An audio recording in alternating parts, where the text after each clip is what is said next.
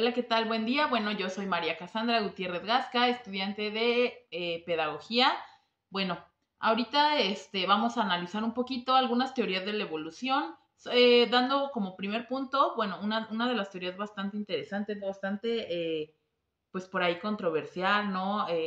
Que es, bueno, precisamente esta parte del desarrollo psicosexual de Freud. ¿Quién fue Freud?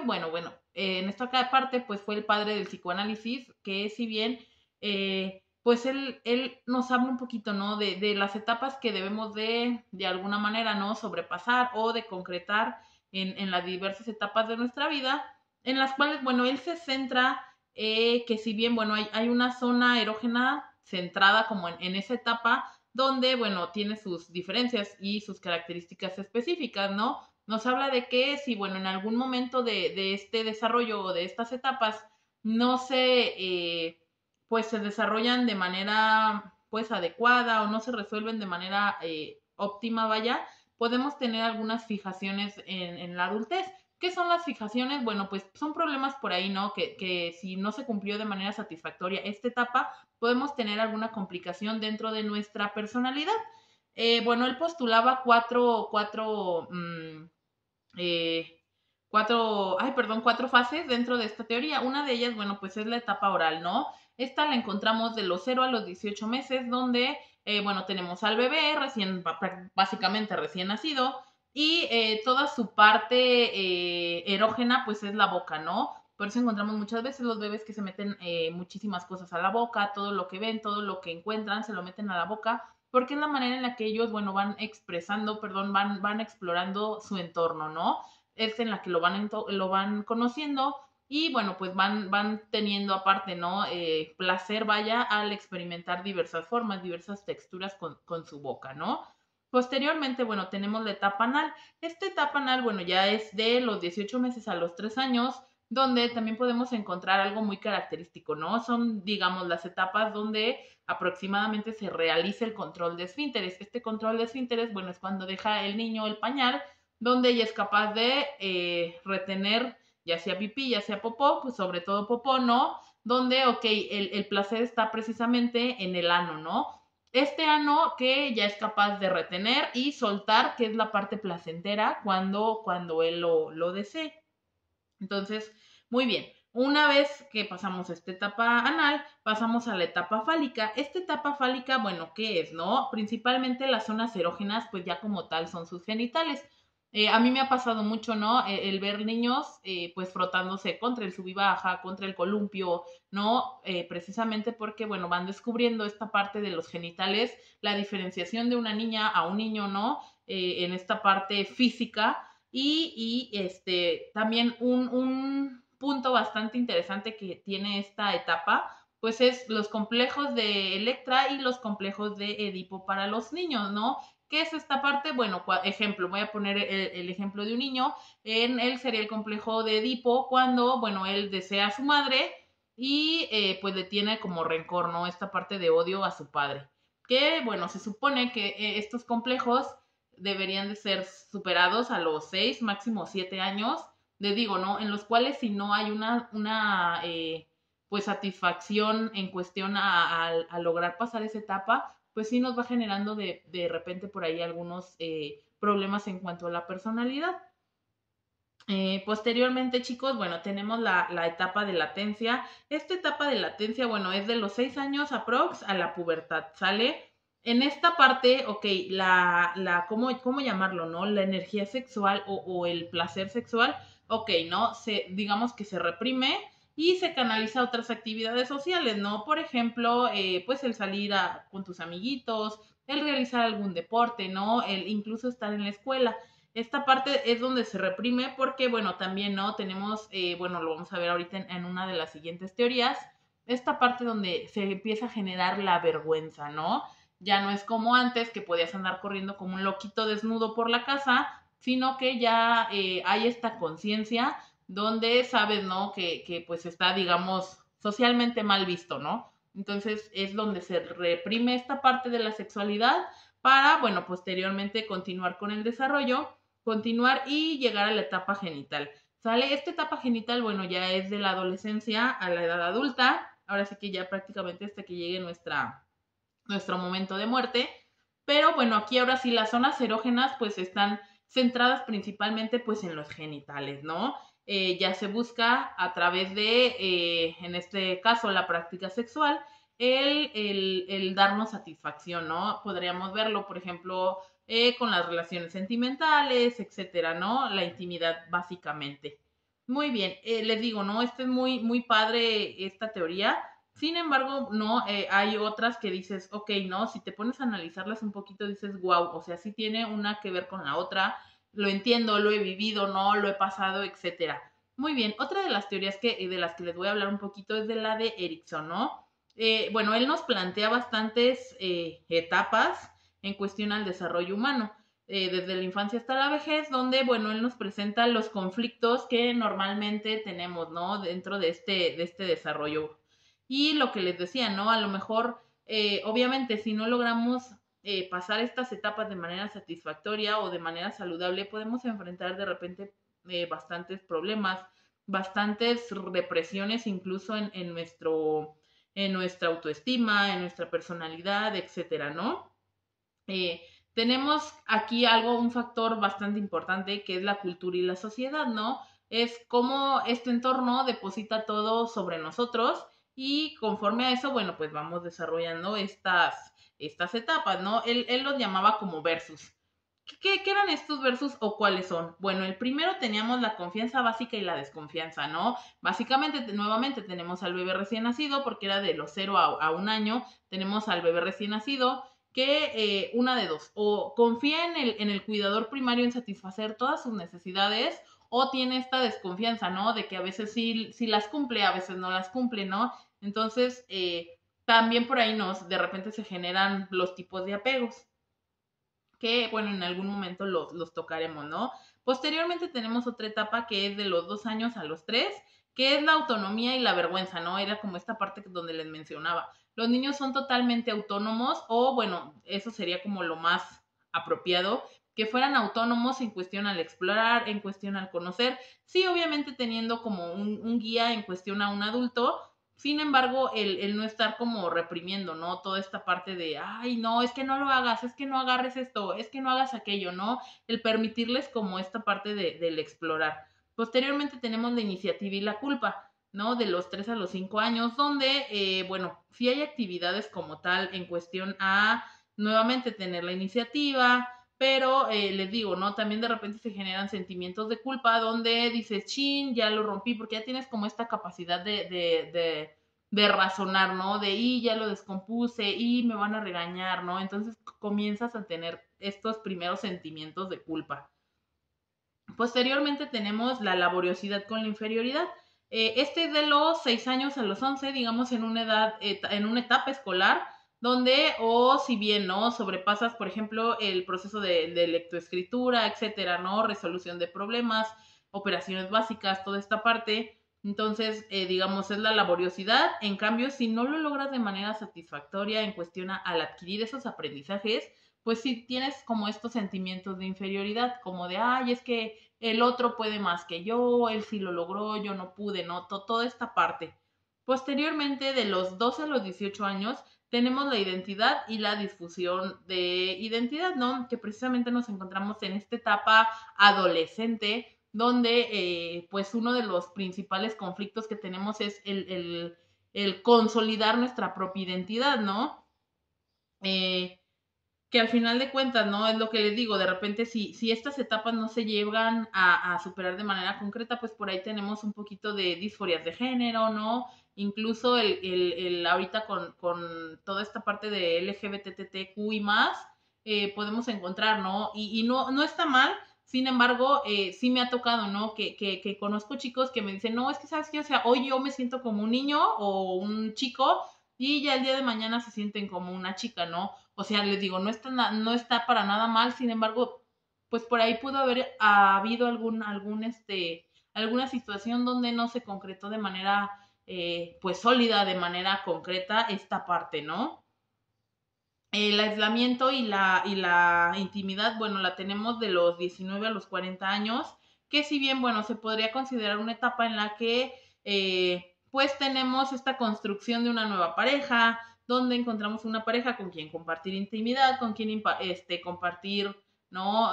Muchísimas cosas personales, mientras que si esta etapa no se da, pues ¿qué pasa, no? Tenemos al adulto que se va como de alguna manera aislando del resto de la familia, que ya tiene sus propios hijos, ¿no? Sobrinos, etcétera, ¿no? Toda esta parte.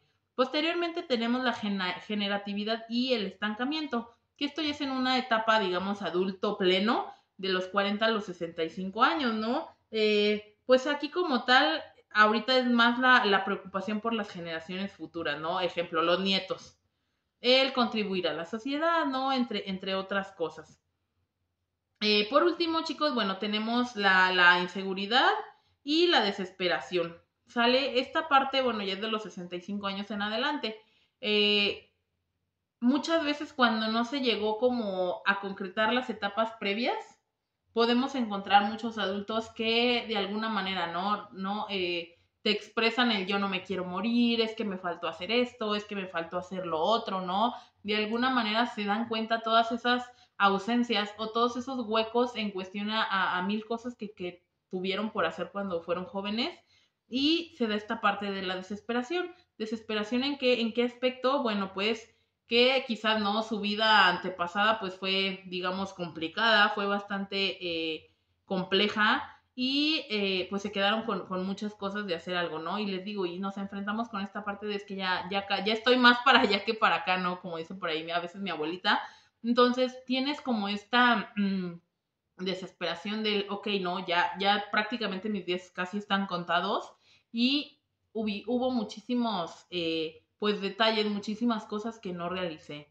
Les digo, ¿no? Esta teoría es bastante interesante también, porque si lo asimilas, lo asemejas como a situaciones de la vida cotidiana, dices, ok, no, o sea, wow, sí tiene muchísimo que ver con el día a día del desarrollo de los seres humanos, ¿no? Otra de las teorías que vamos a analizar, pues, es la de Piaget, ¿no? Esta va un poquito más centrada en el aprendizaje, que si bien, bueno, ¿no? También él nos menciona algunas etapas, pues secuenciales en este caso, donde los niños pues van generando el desarrollo, así como las estructuras mentales, los esquemas, y finalmente nos permiten comprender y adaptarnos a, pues en este caso, al entorno, ¿no? Uno de ellos, bueno, pues es mm, el constructivismo, y bueno, Piaget principalmente lo crea a partir del aprendizaje, ¿no? En una simple, digamos, acumulación de información, que en este caso, ¿no? ¿Cómo es que nosotros vamos construyendo nuestro propio aprendizaje? Asimismo tenemos esquemas, tenemos adaptación, la asimilación y la acomodación, ¿no? Aquí es primordial el reconocer la asimilación, porque bueno, es cómo se incorpora toda esta información nueva que estamos recibiendo del entorno, a la que de alguna manera ya teníamos, ¿no? Ya la poseíamos, cómo se va estructurando, cómo se va acomodando para hacer un aprendizaje un poco más complejo, ¿va? Por otro lado, les digo, ¿no? Esta parte de la acomodación precisamente, pues da la cavidad o da el paso a esta nueva información que ya recopilamos de todo el entorno, ya la estamos precisamente acomodando, y es como la sintetizamos, ¿no? Dentro de estas etapas de Piaget, bueno, él nos mencionaba, por ejemplo, la primera, ¿no? Que es la sensorio-motora, que es de los 0 a los 2 años, donde nuevamente tenemos al niño pequeño, donde pues todo va a partir de la sensación en cuestión a los estímulos del entorno, y lo motor, ¿no? Esta parte de la motora en cuestión a lo que puedes empezar como a moverte, ¿no? Toda esta parte. Posteriormente tenemos la preoperacional, que es de los 2 a los 7 años, donde se genera un pensamiento simbólico en cuestión a, ¿cómo le diré, no? Por ejemplo, todo es simulado o todo es juego, vaya. También se da un pensamiento bastante egocéntrico de primero yo, después yo, al final yo, pero pues también no se adquieren otras habilidades como operaciones lógicas por ahí, ¿no? Perdón. Y bueno, posteriormente tenemos la etapa de las operaciones concretas. Estas operaciones concretas son de los 7 a los 11 años, ¿no? Donde, ok, ya puedes asignar alguna tarea, alguna actividad, y vas a tener, digamos, la mejor respuesta que esperaban, ¿no? La mejor ejecución de esas actividades. Y finalmente tenemos las operaciones formales, que son de los 11 años hasta que culmine, en este caso, nuestra vida, ¿no? Y bueno, en estas operaciones formales pues ya tenemos una capacidad de pensamiento un poco más abstracto, bastante hipotético deductivo, ¿no? La parte lógica, donde pues no, les digo, ¿no? Ya es más rápido adquirir, tanto adquirir como recordar, procesar alguna información, así como la resolución de conflictos, ¿no? Posteriormente, bueno, tenemos la teoría sociocultural de Vygotsky, donde, bueno, él si bien nos habla de que a final de cuentas somos entes totalmente sociales y toda la información, todo el aprendizaje que podamos adquirir va a venir totalmente del entorno, ¿no? Tenemos que convivir, obviamente, tenemos que tener esta parte de la interacción social, las herramientas culturales, ¿no? Todo lo que la cultura deposita sobre nosotros, que era lo que les mencionaba, y también ¿cómo les diré, no? Algo, un concepto clave que él nos propone, pues es la zona del desarrollo próximo, donde si bien los niños pueden hacer alguna actividad por sí solos, también pues lo logran, ¿no? Con aprendizajes que ellos ya tienen y con esta parte del guía adulto, ¿no? Y mencionan otra parte que es el andamiaje, que es lo que les menciono, ¿no? Teníamos un aprendizaje a lo mejor previo, le llega alguna información del exterior, alguna nueva información, se concreta y pues tenía el andamiaje del anterior, entonces se concreta esta información, se concreta este aprendizaje y es un aprendizaje un poco más sólido, un poco más complejo o más significativo, ¿no? Para posteriormente pasarlo a internalizarlo, donde pues si bien, ¿no? Ya se queda un poco más grabado, vaya, en nuestra memoria. Tenemos por otro lado las teorías del conductismo, ¿no? Estas teorías del conductismo bastante interesantes también porque, pues si bien estas son un poquito más como en la parte psicológica, pero muchas veces las llevamos a la práctica, o no muchas veces, de hecho prácticamente siempre las llevamos a la práctica en la cuestión pedagógica o en la cuestión a la enseñanza, porque pues si bien no nos permite el moldear un poquito los comportamientos, el moldear un poquito las conductas para de alguna manera tener un ambiente o en este caso un entorno de aprendizaje un poco más acorde, un poco más efectivo y un poco más establecido, ¿no? Tenemos, por ejemplo, bueno, los estímulos, las respuestas, los castigos, ¿no? Toda esta parte que si bien, bueno, no es correcto llamarle un castigo a alguna sanción, a algún correctivo, a alguna consecuencia del acto que tuvo el niño, pero sí como que puntualizarlo, ¿no? Ok, como que los más importantes que aportaron a estas teorías pues fueron Watson, fue Skinner, fue Pavlov, ¿no? Ellos de repente pues realizaron bastantes experimentos con algunos animales donde se daban cuenta de esta parte del estímulo y la respuesta, ¿no? Posteriormente, ok, vamos a ver otra de las teorías que pues si bien, ¿no? Ya prácticamente es como que de las últimas, pero recae bastante en la parte social, ¿no? Que es el proceso de aprendizaje en la parte social o el aprendizaje social. ¿No? Tenemos la atención, tenemos la retención, tenemos la representación motora y por último la motivación, ¿no? Esta motivación que de alguna manera, ¿no? También debemos ¿cómo les diré? De comprender que hay motivaciones intrínsecas y extrínsecas, ¿no? Básicamente del entorno, de factores totalmente ajenos a nosotros, que de alguna manera, ¿no? Precisamente van a hacer el vínculo totalmente directo o la parte primordial para la adquisición de esos aprendizajes, ¿no? Por ahí tenemos, por ejemplo, déjenme acordarme del nombre, que es precisamente, ¿no? Quien propone esta parte de la motivación. Ahorita no recuerdo quién nos habla de esta parte de la motivación, pero ya, me acordé, es Maslow, ¿no? Maslow nos presenta una pirámide donde tenemos que cubrir ciertas necesidades básicas para poder continuar con las siguientes, ¿no? Y pasa algo muy similar en cuestión al proceso de enseñanza-aprendizaje, ¿no? Principalmente al aprendizaje. Muy bien, bueno, hasta aquí voy a dejar mis teorías evolutivas. Sale, les digo, no está de más echarnos por ahí un clavadito en cuestión a analizar un poquito más de información, el ver qué estrategias me sirven, qué estrategias puedo tomar para mejorar mis prácticas docentes, qué estrategias me pueden funcionar para que mis alumnos concreten de forma óptima los aprendizajes, etcétera, ¿no? Bueno, por aquí nos estamos viendo, yo soy Cas, nos veo pronto. Recuerden que por aquí hay contenido en cuestión a educación. Muchísimas gracias, bye.